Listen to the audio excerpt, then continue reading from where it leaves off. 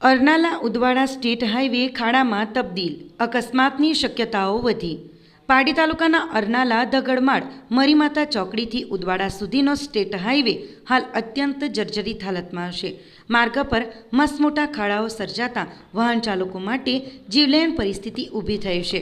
સ્થિતિ એટલી ગંભીર છે કે સ્થાનિકોએ ખાડામાં ઝાડની ડાળીઓ મૂકી વાહન ચાલકોને ચેતવણી આપવી પડે છે। નેશનલ હાઈવે નંબર 56 પર કુલ્લક નદીનો પુલ ભારે વાહનો માટે બંધ થતાં સમગ્ર ટ્રાફિક આ માર્ગ પર વળતા હાલ આ માર્ગ વધુ બગડી ગયો છે। સતત ટ્રક અને ટેમ્પોની અવરજવરોથી રોડ ખતરનાક બની ગયો છે। રોજિંદા મુસાફરી કરતા વિદ્યાર્થીઓ, કામદારો, ખેડૂતો અને વેપારીઓને ભારે મુશ્કેલીઓનો સામનો કરવો પડી રહ્યો છે। સ્થાનિકોનું કહેવું છે કે આ રોડ પર અનેક અકસ્માતો સર્જાઈ ચૂક્યા છે, છતાં તંત્ર આ ખાડા કાન કરી રહ્યું છે। રાત્રિના સમયે અકસ્માતની શક્યતાઓ ઘણી વધી જાય છે। ગુજરાત અને મહારાષ્ટ્રના ઉદ્યોગોને જોડતો આ માર્ગ હાલ ખાડાઓના કારણે અડચણરૂપ બન્યો છે।